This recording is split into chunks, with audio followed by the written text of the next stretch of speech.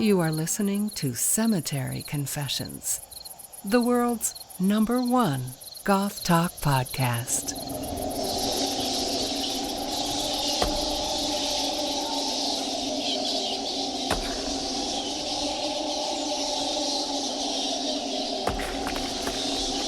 Okay, welcome back to Cemetery Confessions, where we chat up knowledgeable individuals involved with goth and related scenes about music, social issues, and more. This episode, we've got Sam Rosenthal on, who, of course, we all know as the creator of the legendary Project Records and his long-running music project, Black Tape for a Blue Girl, which recently released their newest album titled To Touch the Milky Way. I highly recommend everybody check that out. We'll be talking about that later in the show, and I'll have links to where you can pick that up and listen to it in the show notes as well. So, Sam, thank you for coming on the show. Yeah, thank you for having me. Sam, you've been involved in the dark music scene for decades at this point, having officially founded Project Records in '83, and I would love to spend some time exploring how you perceive the kind of evolving landscape of the goth and dark wave scene. But maybe, if you don't mind, we can kind of start with your genesis into the music scene and what drove you to start the band and start the label, and a little bit of your backstory. Yeah, I was making a fanzine when I lived in Florida that was mostly the alternative local bands, and then I started covering some international bands, New Order or Robert Fripp or things like that. And I got a keyboard when I was in high school, I guess, and I was making my own music. And so at some point I decided to put out a cassette, which is what we did back then, of bands that, I mean, I guess I wasn't writing about all of them, but they were bands that were in the electronic genre that were a mix of local South Florida stuff and other people I had met through the fanzine. Was it more driven as sort of a desire to get involved and contribute to the scene, or? Yeah, because back then I really didn't. It was electronic music, and I didn't really feel there was a scene because I wasn't connected to that much of it. So it was, the first cassettes were instrumental electronic albums, and it was really just learning how to make music and putting it out, and not really thinking of it as a label or anything, because it was, I think there was maybe the one compilation and like 8 cassettes of my own stuff. And so when I moved to California in 1986, it's kind of when Black Tape for Blue Girl started, and that's when it became a little bit more, I guess, in the dark music scene, but it was still kind of, I was really disconnected from what else was going on at that point. Right. When did you start getting into sort of the broader community? Because that's something a lot of our listeners like to hear, sort of stories and get some flavor from, what was the 80s and the early 90s. What was that experience like? Yeah, I think it was really isolated except for a few magazines.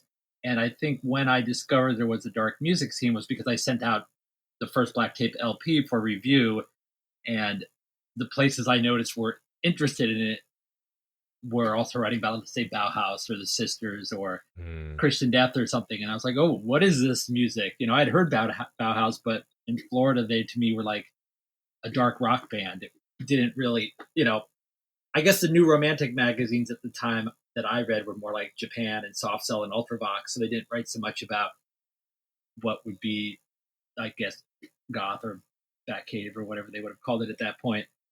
And so I knew the 4AD label and the Cocktail Twins and Dead Can Dance, but it still was hard to identify it as goth until I started seeing, I don't remember the names of the fanzines now, but who was writing about it. And then that kind of like, oh, these particular people are interested in what I'm doing. And then the more mainstream rock people couldn't care less about it.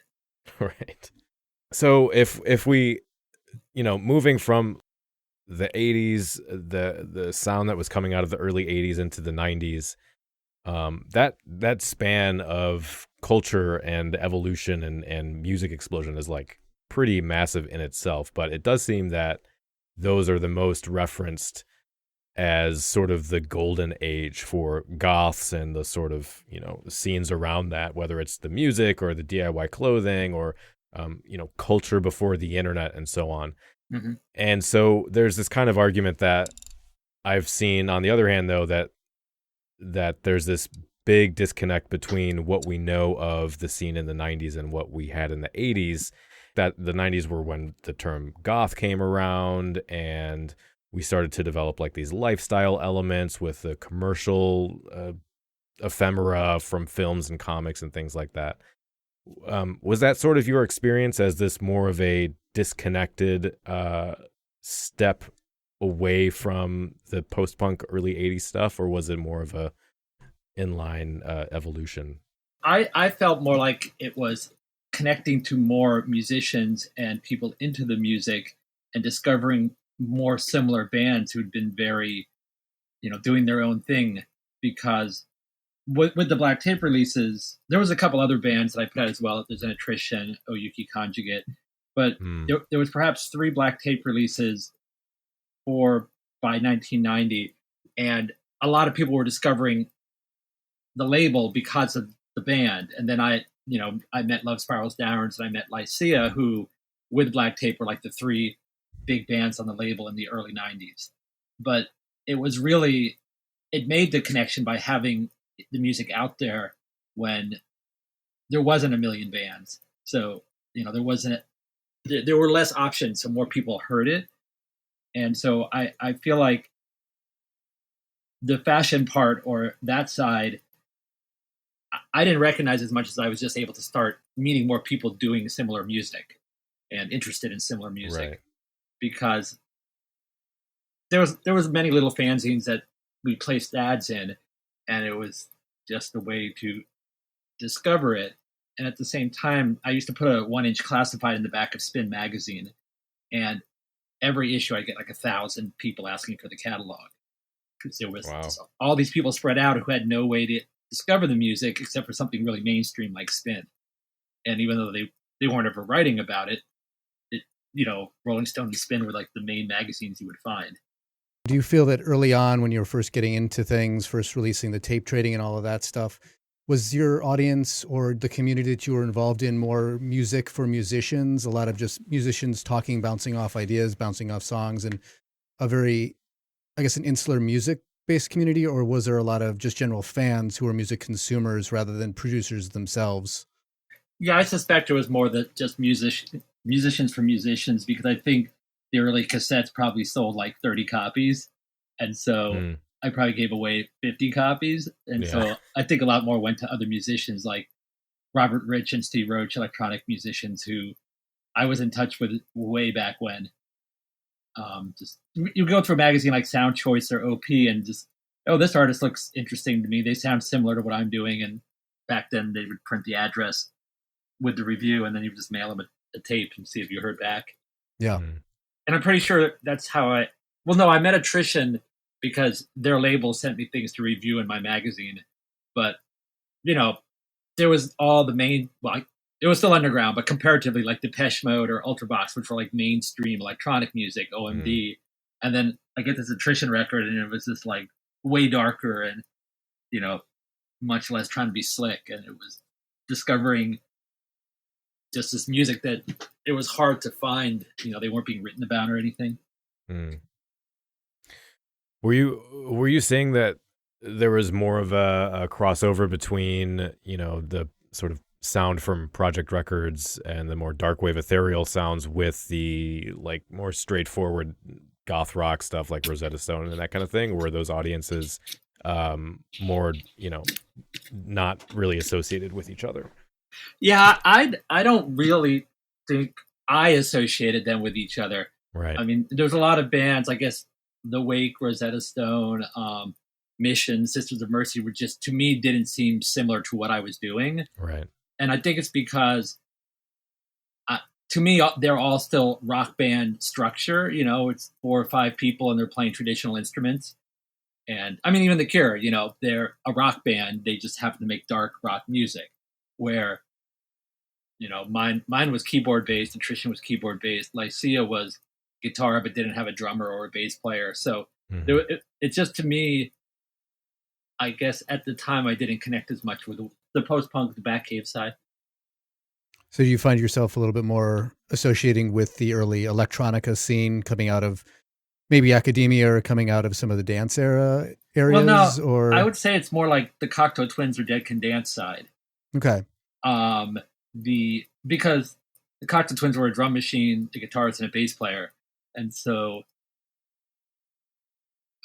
Dead Can Dance was just a variety of instruments. Um, I mean, I personally listened to The Cure and the other things that were more in that scene, I guess, but just the music I created didn't really come from there. I think I came more from the Brian Eno side. Mm. Yeah, that definitely makes sense. I mean, I've heard you name check Robert Fripp on a number of occasions, and he did a lot with Eno and just Eno's stuff with ambient music and all Mm-hmm. that stuff in the late 70s, early 80s. Um, Definitely very influential. And even that, I don't know how much you've come out of some of the academic side as well, your Philip Glass and some of Mm-hmm. the minimalist side as well. Yeah, when I was in college, I had a professor who played Philip Glass and Laurie Anderson, and it was completely something new, Hmm. because you had crappy rock and roll radio to listen to back then. And it's like, yeah, especially in Florida where you had 38 Special and Molly Hatchet is the thing. And so for me, the first side of the Rope album the second side is instrumental, and it's a little bit like Another Green World or Bowie's Low, that Hmm. it's a mix of song structured things and instrumental things. And I definitely, now looking back, I can see more of the influence of that on what I was doing. Yeah, I definitely, when I went back and re-listened to The Rope, I was definitely hearing a lot of Philip Glass like things, the use of arpeggiated Mm-hmm. harmonic progressions and things like that. So I thought that was really interesting. Your later stuff did seem a little bit more influence getting into and Fripp and some of the more textural rather than semi-rhythmic harmony motion. Yeah, I think that's the keyboard I was using. The Poly 61, I used the arpeggiator a lot. Mm. And so it did give it that, where later moving into MIDI and then sequencing in a different way, it didn't require as much of that, maybe rigidity. Yeah, that makes sense. Do you feel like now the sort of that legacy of sound resonates with what's going on with Project Records today? Is that community more involved with the like traditional goth rock side of things, or do you still see that? Are those bands booking shows? Like obviously Lycia doesn't play shows, but are you guys booking shows with, I don't know, Cold Cave and Drab Majesty, that kind of thing? Or does it still seem like you have a very specific sort of niche audience that is interested in the stuff that you guys are doing? Well, I guess I would step back and say Project has sort of two sides, which is the Steve Roach electronic ambient side, and then Black Tape, Lycia, Voltaire, goth darkwave side. Mm, And there's sort of different groups. There's some overlap, but there's different probably audience to the two sides. And I know Lycia, Mike's much more aware of the modern bands. I think I'm a bit less aware of that. And I think Voltaire just has his own very specific crowd that probably doesn't yeah. even know who Lycia or Black Tape is. So, it's good that there's these different groups of people who are interested in what's being released. So it's diverse that way. Um, there was a time where I think, once again, like in '93, when the label might have only had 15 releases available, there was a bunch that was sort of out of print. People would maybe have a good chunk of what the label released, but now with 350 releases, I'm probably the only person who's heard everything on the label. Are you one of those people that wants to move away from the goth or dark wave label because it's too I don't know, it hasn't changed enough over time, or it's too limiting? You feel like the interesting stuff is happening sort of at the edges of genre classification, or are you more into saying, yeah, you know what, this is goth music, this is dark wave, this is ambient ethereal, and this is what we're into, and this is interesting because of what we're doing with it? Yeah, I think most musicians are trying to move away from the term, Yeah. whatever terms are being used. I think they're important references so people can just kind of figure out oh yeah, I'm into that kind of sound. Maybe I'll like this band. But I think that to me, the word goth is, I guess I still see goth as being, more Bauhaus rock, which is, I guess, post punk side. And I think that like the new album or any Black Tape album, how many songs really would be put in a goth playlist by the average goth DJ? Or, I think it's more diverse. I think most Black Tape albums have 20% that's instrumental, which is pretty not standard for a goth artist. I think everyone's doing their own thing, and then there's kind of these terms that we end up having to use to try to help describe it. But the advantage now is anyone can stream anything and decide if they like it. Sure. So the terms are only like a little bit of a starting point. Yeah, I do remember I had a very short stint as a DJ, and I was always trying to, play more of a variety of stuff, at least within what could be considered part of like the goth community with, Dead Can Dance, Attrition, Black Day for a Lou Girl, that kind of thing. But it did always seem that there was more of a, I don't know, bifurcation of audience and who was at the club to hear what kind of thing, and you didn't get too much of that crossover. But there does seem these days to be more DJs trying to push a wider variety of music, and some of the old, same stuff getting played all the time is starting to die out. But I wanted to ask you what are, I guess, some of the bigger trends that you've seen in music or changes in music over time from, the 90s to today. It's interesting when I meet patrons or people who are backing my Kickstarters in person, because we all just look like people and not the stereotype of goths. And it feels to me like the people who have stuck around and are like, the really dedicated supporters, I guess maybe they were gothic in look, but now we're all just sort of people, Right. And so when Remnants of a Deeper Purity came out, there was like a rabbi who used to mail order from Project, and I was always just like, what? What's going on here? And just different, it was able to reach a diverse group of people, so it doesn't feel like it's as much the stereotype. Yeah. So it's kind of hard to say also, because I'm just not like, Portland has a number of goth nights, and I don't really go out to goth clubs. So yeah. I know there are people who are still going out to dance nights, but I'm just not in that group. I just go out when a band I want to see plays. Yeah. I'm more or less the same way, but I don't know, extenuating circumstances of getting older and having a kid and responsibilities and things. But then I was really happy when I was I forget which band I was out to see, and the DJ played like 3 Spiritual Front songs, which is one of my favorite bands from Italy. And it's like, really? So they play this in a club? That's amazing. Yeah. It depends on what DJs you're seeing, but yeah, that's pretty neat. So all right, I know this is for you, I'm sure, a cliche topic, but it's not something we get to talk about on the show. So getting your perspective on this would be helpful, I think. And that's just sort of the ethics of streaming music.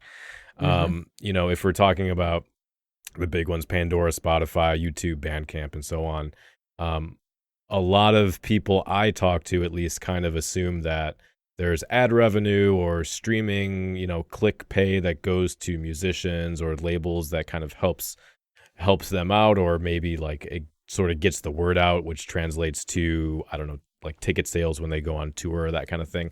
How does that actually balance out? What do you guys see on your end from that streaming age? I was very anti-streaming 7 or 8 years ago, and now I love streaming. It's like such a big chunk of the money that comes to Project now that I can then pay to people. And, the argument is streaming doesn't pay much per stream, and that's true. But once you get enough streams, it starts to be money. And, Voltaire, for example, there's a video a student made. It's an animated video of a Voltaire track, and it's getting like about 1 million plays a month on YouTube. Wow. Yeah, it's okay. Some months it's down to 600,000, but any of those numbers are insane, and it adds up to money. And so you can just imagine when you're a big artist, a major label, big person who's playing at stadiums, they're making tons of money off streaming, And so my negative view of streaming has changed to this is bringing in, I don't know, I think most labels say 50% of their money now. Wow.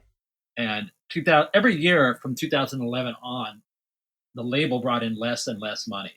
And I was like, okay, the music business is pretty much done. It's going to be checkout time soon. And then last year was amazing. It was like as good as 2011. And it was from streaming. So the reality is that a small band isn't going to make much money there because it's just not enough streams going on. But every time you listen to an album you already own, there's some micro penny going back to the label and hopefully to the artist. So, when you're listening to old Cure or Bauhaus albums that you already own the CD of, they're still getting a little bit of payment from that. Right. Do you feel like that's more of a change in the distribution services, or of more of a cultural shift in supporting music? Well, I think I read that more people are subscribing than not subscribing to services now, and so it's just more people are using them. I still don't know if like Spotify is profitable or not. I mean, but the ongoing conversation is that Apple is going to be shutting down downloads, and they're definitely not emphasizing them anymore. And I mean, I can understand why, because once you pay $10 a month for streaming, you have the music.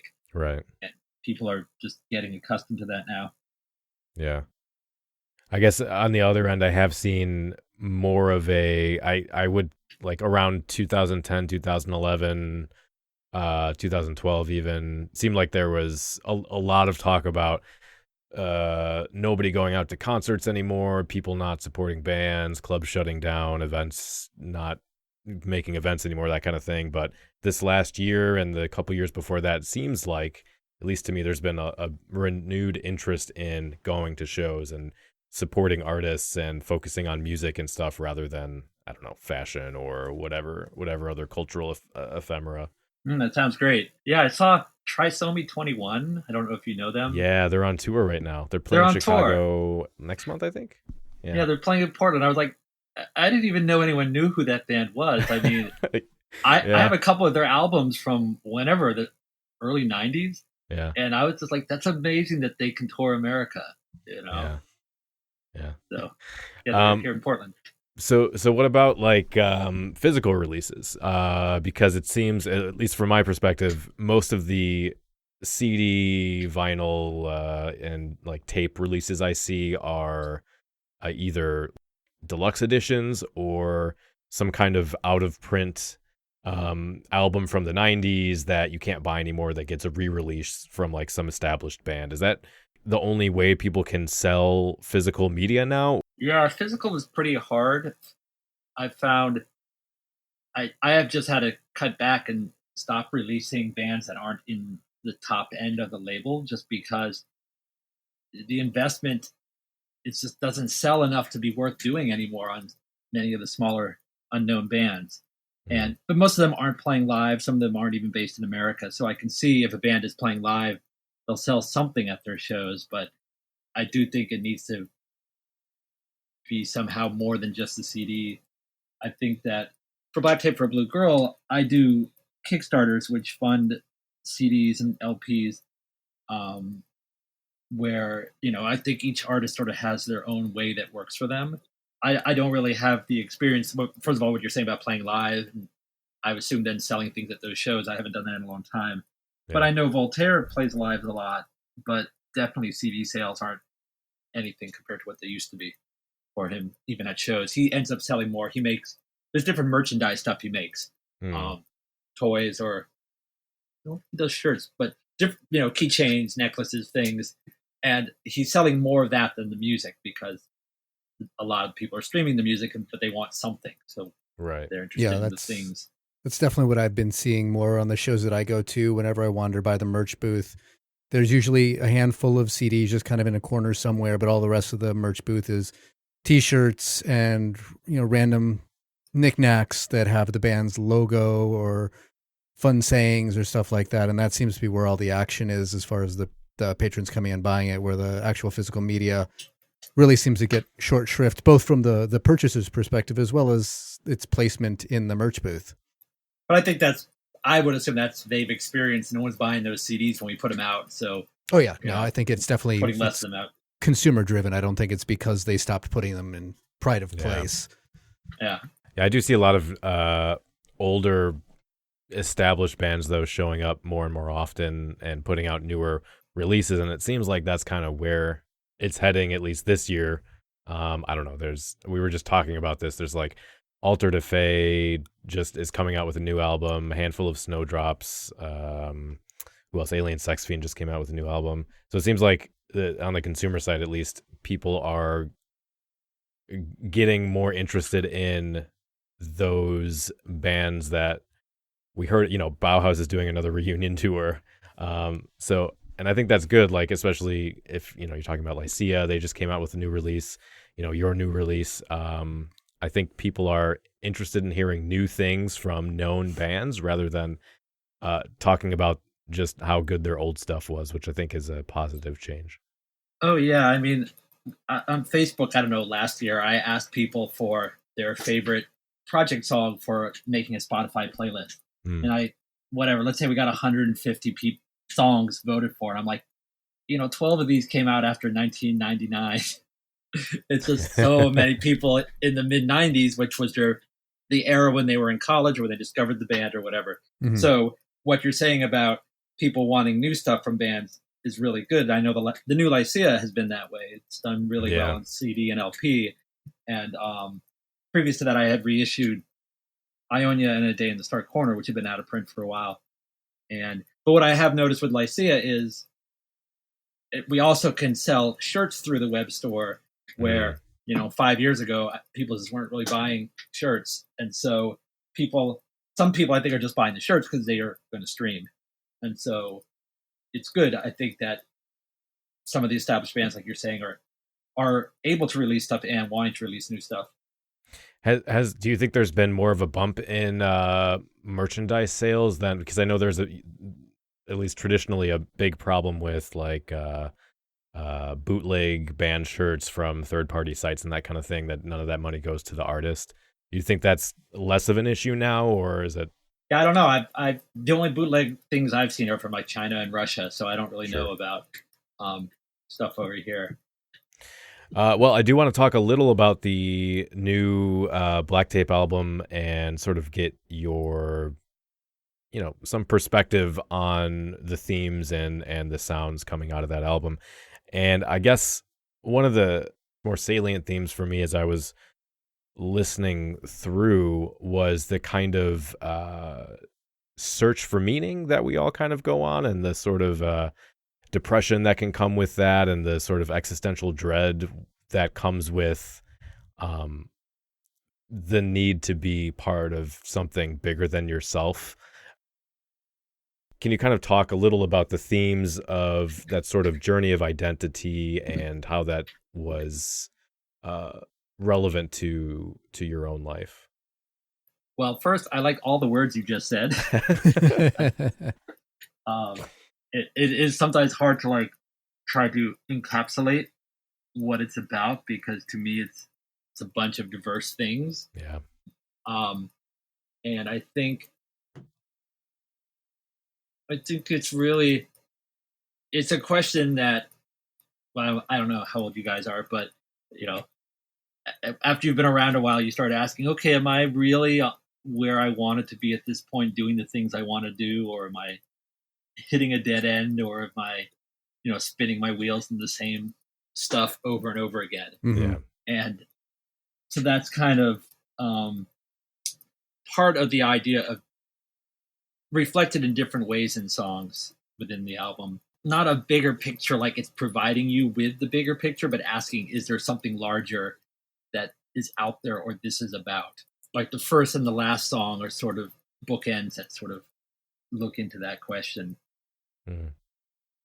Where have you kind of settled on that for yourself? Is it, do you see it as just sort of the meaning is in the journey, or there is this broader goal that we're working towards, this sort of, ontological meaning beyond ourselves? Or yeah, I personally think the meaning is to enjoy it and to do interesting things. Mm. And I think there's a lot of rules that kind of try to prevent all of that is in society. And there's some period of time of like fighting against that or being repressed by it, but sort of to overcome it and just do it, whatever it is you want. Yeah. And it is, go ahead. No, I asked my son that, who's 16 and a half, like, and what happens after you die? He's like, you're dead. And I'm like, then what's it all about? It's like, just doing things, And I'm like, yep, that's pretty simple. Yeah. And especially today, though, it is. And I have a 6-year-old, but as a teenager, I'm sure it's even more difficult. Just that idea of being in the moment and appreciating what's happening in front of you right now seems to be more difficult than it has in the past. Well, I think about like, what was my distraction when I was his age? And I was wearing headphones and listening to records and avoiding the world, and yeah.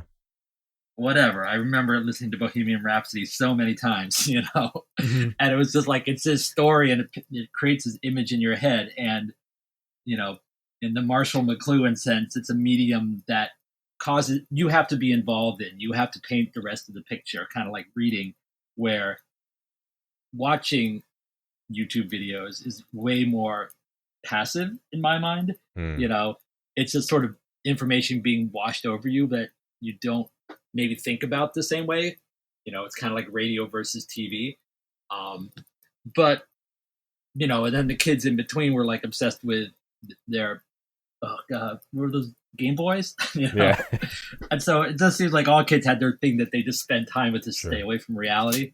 So I try not to like obsess about the amount of YouTube that's being ingested by people.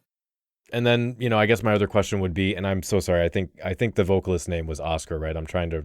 You've worked. Oscar was, he was the original vocalist, and then he was on the previous album. Right. So what was it like being, working with him again for the third time? Was it sort of, as far as the creative process goes, what was that? Well, so Oscar's not the vocalist on the newest album. Okay. All right. I'm sorry. I was trying to remember who was on the newest album. Yeah. Well, okay. So Michael Plaster is the male vocalist and Daniel Herrera is the female vocalist, and she's Oscar's daughter. And Oscar was on the previous album, These Fleeting Moments. And, and so Oscar kind of retired from music because he had his own bands in Florida, and he just kind of burnt out on the whole thing. And every now and then I wanted to see if he was interested in on that newest album, or These Fleeting Moments. It was something that he connected with, so he was interested in doing that. And then with the new album, he just kind of felt like what I was writing melodically wasn't fitting how he sees his voice. And I think that what I wrote is a lot more in Michael's realm of how he sings, because it's a little, I kind of say it's a little bit more like David Sylvian, that it's not as a wide range of melodic. It's little steps in the melody, and it's a little bit more just the texture of the voice singing the songs. And so, Michael worked out perfectly on the song, so I'm really happy. It just, I was expecting Oscar to sing it, but now that Michael sung it, I see how it fits really well with what he's done. He used to, I guess he still does, but he has a band, Soul Whirling Summer, that I think the last album was in 2001. And so he sang, I have an EP called Bike Shop that he sang those 4 songs. He sang one song on the last album, and then he sang on the new album. One of the many things I wanted to talk about, and this is because it's sort of close to me, is that, as I was getting into the goth music culture and the goth scene was around the mid-90s. I got into it late as I went into college and discovered this whole thing. And one of my big experiences, one of my big, original experiences within the community was actually the Project Fest here in Chicago. And I was just curious what it was, what your experiences were like putting on a music festival like that. I know you haven't done a whole bunch of them, but they've been sort of on again, off again. And I think the Chicago ones were some of your bigger ones. Just curious about your experience with that. Yeah. Well, I mean, right around that time, Project had 11 employees in Chicago. And I was really fortunate that there was a number of people working full time who could work on that, because there's no way I could do something that big on my own. Oh, yeah. So Pat Ogle, who still lives in Chicago, was really involved in setting that up with the Vic. And, then there was other people involved in all the logistics of getting the bands there and everything. But what was incredible was the first one in '96 had 1,000 people, and the second one in '97 had 1,100 people. And I know Convergence has had a couple festivals that had those kinds of numbers, Mm-hmm. and there's more industrial-ish festivals that have those kinds of numbers. But those are crazy big numbers if you think about, could a similar festival get 1,100 people today to travel to it? Right. There was, I don't know, were 400 of those people local? So many people came from all over the country. It was crazy, incredible. And, I think that part of the reason for not doing them anymore is just people don't seem to want to travel domestically for festivals.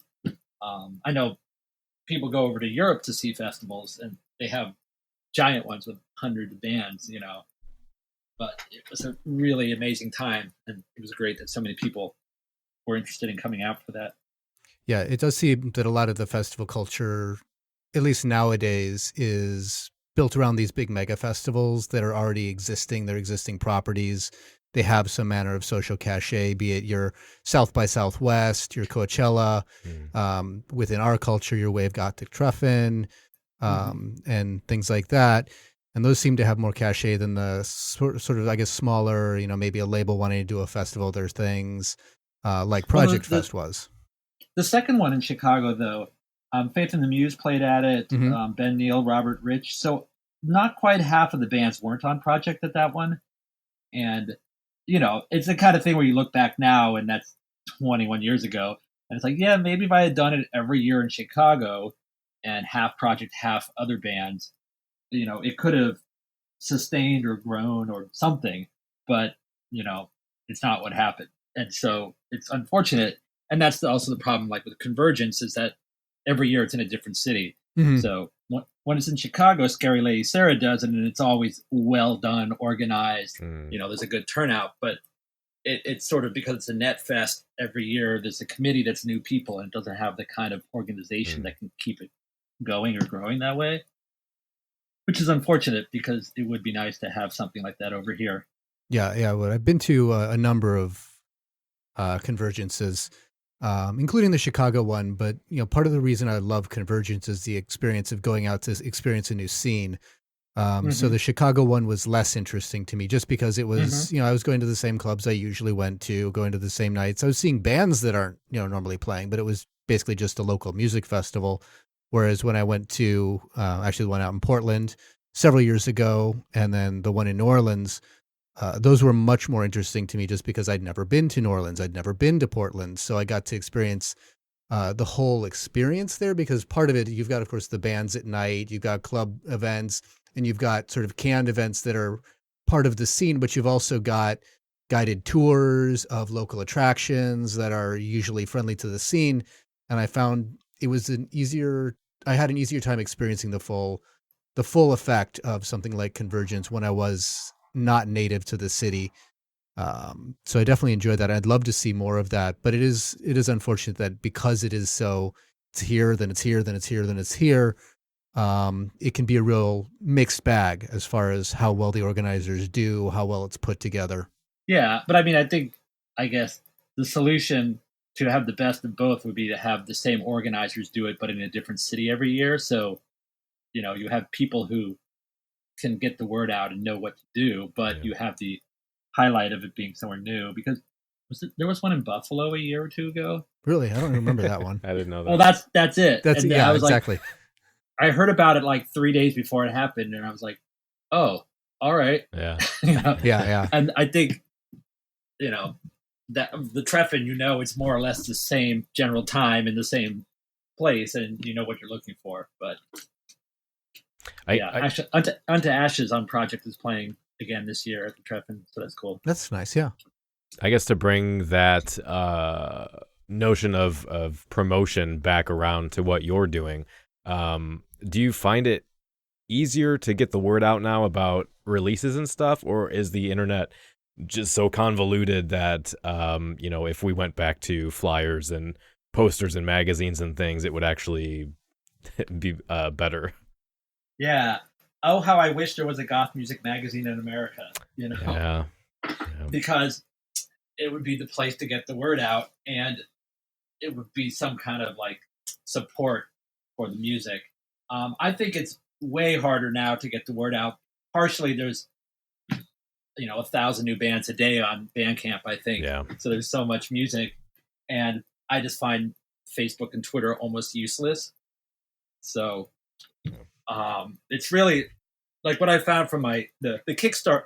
The Kickstarter. You can now put a code in that tags where the people are coming from, and I see that like for the average campaign, Twitter is like 3% of the backers, and Facebook is maybe 8%, and it's like that's like nothing. For all the work you do on those sites trying to promote, it's really the email list that does almost all of the work.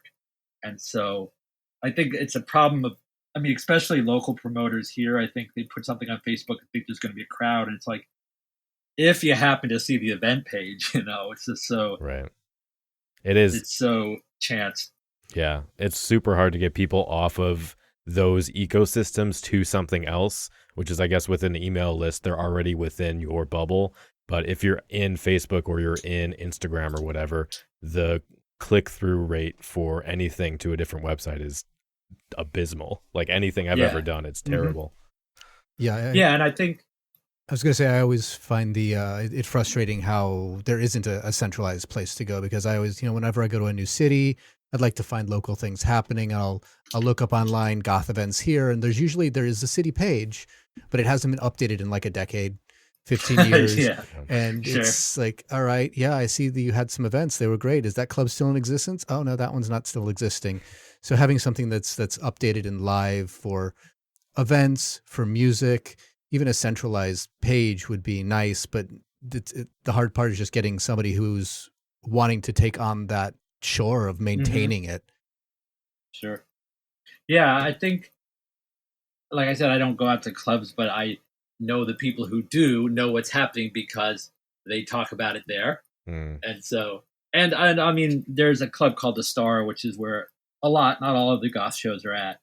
And so it's kind of the regular place. I don't think Germany has 5 goth magazines anymore, but they probably still have 3. Yeah. And it's pretty amazing that they've gone on. Yeah. Word of mouth, I think, is always going to be like the way to get like actual commitment from out of people in general. If you have a friend recommend something to you, which is why I'm always telling people, if you really like an album or if you really like, something you've consumed, tell somebody about it, because that's the way that artists and labels and things get supported. It's not from sharing a Spotify playlist usually. Well, yes, I agree with you. I think there's the occasional fluke where something gets on a playlist and then some artist takes off randomly. I think going back to that, the strange thing is that for some of the artists in the electronic side, Pandora is the biggest spot where they get streamed, which, to me, that's very bizarre, because I think about Pandora, but not that much. All you hear about is Spotify. Yeah. But I think it's just, for whatever reason, it does work. The recommendation part works on the electronic side. Right. Yeah. I actually listen to Pandora primarily. So, at least when I do stream, I don't do a lot of streaming. I do more, I listen to stuff online, or I find some reviews for various music, be it review websites or review YouTube channels. Then, I'll hear, they recommend this band. It sounds like this, and I'll check out their YouTube. So I'll do that to find new bands. But if I have a sound, or I'm like, I like this band, what other bands are like this band?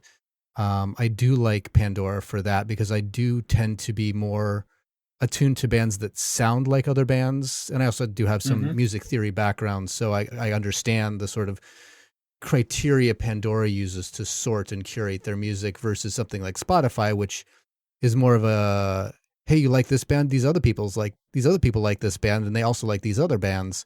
So it's more a crowdsourced idea rather than, Pandora has at least the conceit of a musicological analysis of the music, which is probably why it works so well with electronic music, because electronic music, especially the genres and the very fine refinement of what is micro house and cyber techno and those sorts of things, they have fandoms, but there's a very specific sound to all of these types of music. So it's easier for something like Pandora to key on Mm-hmm. this specific rhythmic structure or this specific kind of synthesizer texture that defines the genre, and then the fans of it can discover new bands that sound in their niche genre. So I think that's probably how it works best there. Whereas, things like, your music or just the general music that gets piped under the Gothic umbrella